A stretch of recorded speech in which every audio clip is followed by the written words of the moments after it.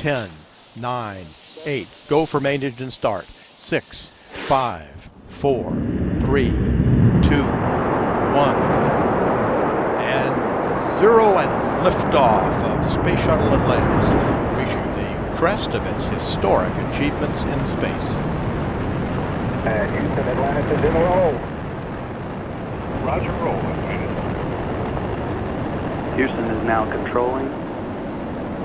The roll maneuver is complete. Atlantis is in a heads-down position on course for a 51.6 degree, 136 by 36 statute mile orbit.